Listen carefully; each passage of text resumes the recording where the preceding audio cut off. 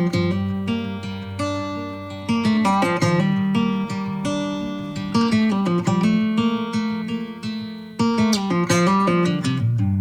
found Azid in the field with his rug all wrecked, very, very sweaty and some fairly nasty scrapes on him, but we'll have a good check when we get back up to the barn, just to check there's nothing too horrible.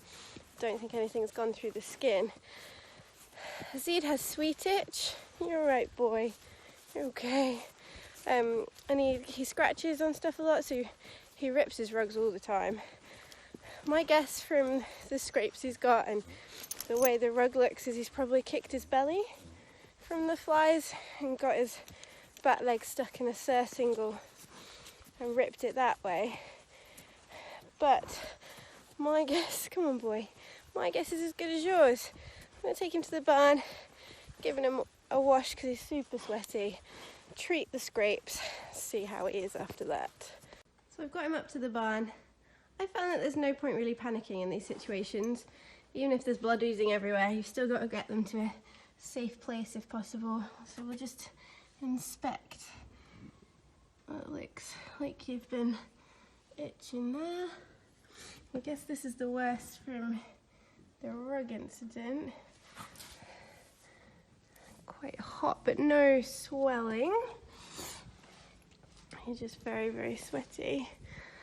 This looks fairly sore, but again, it's taken a lot of hair off, but not actually major wounds, which is really good. And no, I've had a feel of his legs and there's no major swelling. So let's clean you up, buddy, hey? Yeah, just rinse him off, cool him down first.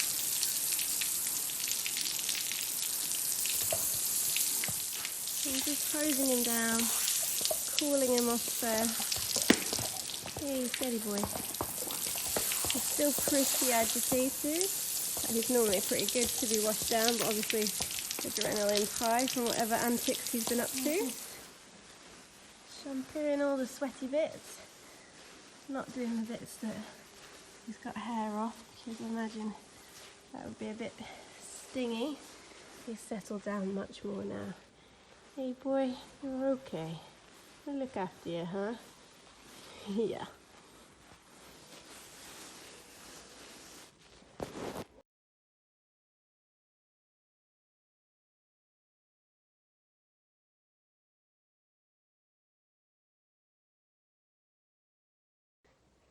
So we've had a bath. Well, Azid's had a bath. Put some wound cream over the scrapes. He looks much calmer, much more chilled. I'm going to give him a treat and take him back down to the field. I've literally stolen the rug off Qantas's back, but Azid's need is greater. Qantas is actually not sensitive at all. And this gives me the ideal opportunity. I was lusting after a Premier Equine fly rug for Qantas, and I said that because I had a spare one for Azid, I used Azid's spare on Qantas, and I said that I wouldn't buy another one unless they wrecked a rug, and Azid has wrecked a rug today, so it gives me an excuse to buy a new one for Qantas. And normally I would take the rugs to a lady to be repaired. So the weather turned on us today, and we had to put our waterproofs on, which meant we also had to take the horses' fly rugs off because they're not waterproof and they get really wet.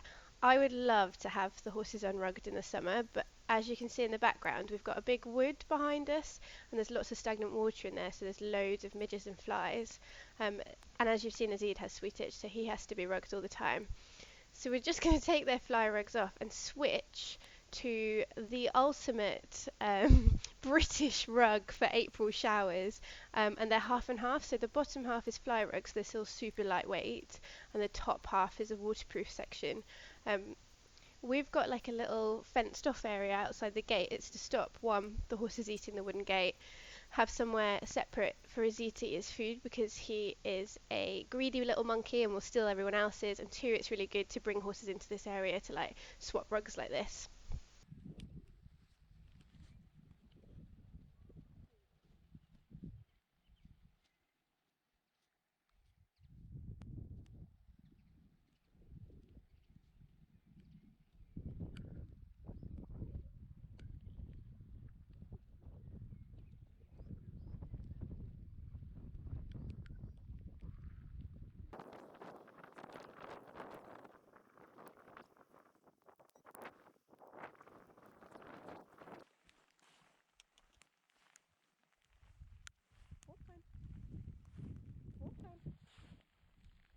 on, come on. Walk on. Good boy. So that was Qantas's second time in the Pessoa. He's not great at lunging yet. I'm by no ways a professional horse trainer, and I've always been blessed with Tizzy, who literally would lunge herself and make the perfect crop circles. And Priya was really, really good as well. We're doing a bit more of an egg than a circle, but last time he was like really inconsistent with his speed and stuff, and this time he was much better. You know, you were way better, weren't you?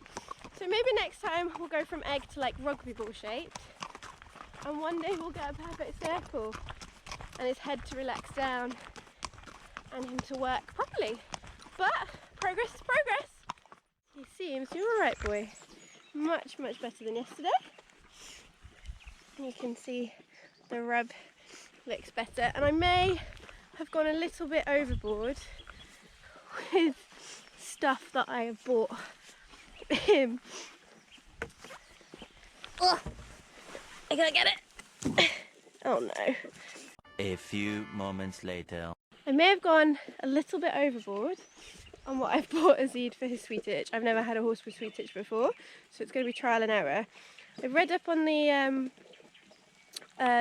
ringworm vaccine. I'm going to give that a go in February next year, because it says that it's better to do that before the symptoms start.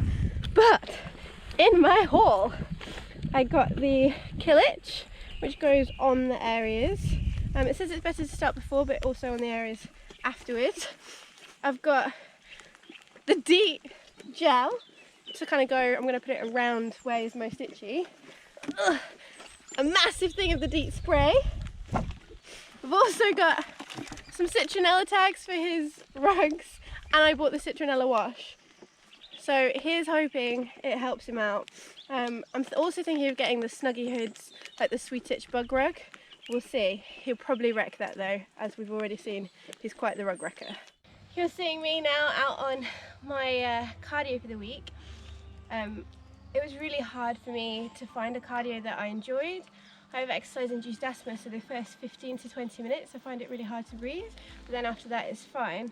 But my boyfriend last year introduced me to mountain biking, and although I haven't got many hours in this kind of saddle on a bike instead of a horse as a kid, I actually really enjoyed it. I'm a little bit like Bambi on ice, but on a bike.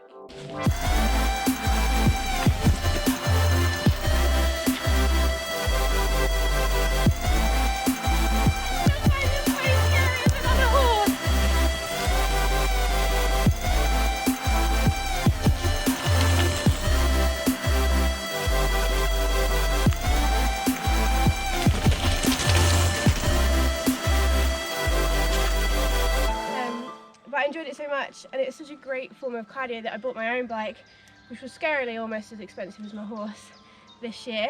And normally we try and get out to Cannock chase a couple of times a week, but at the moment, because of lockdown, we're just going around our local woods. Dan is still way better than me, but he puts up with my slow pace. And yeah, this is how I try and stay cardio fit for endurance. I'm actually quite glad I'm not on a horse right now. The benefits of riding a bike is it doesn't spook at what's coming this way.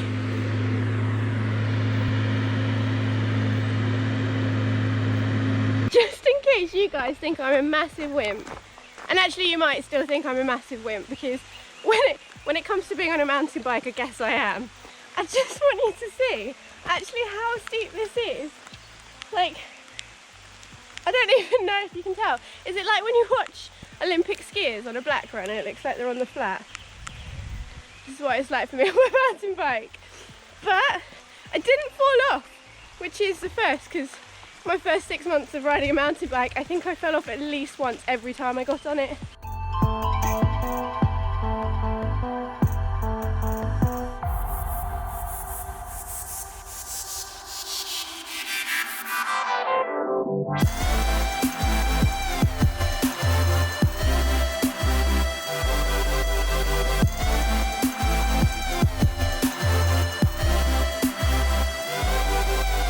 I'm actually really proud of that. That's the first time I've managed to go up that hill without either falling off, getting stuck, or just giving up and having to go down to the bottom and start again. Now I'm a bit pooped. Hydration, always key, people. No such thing as fair weather riders.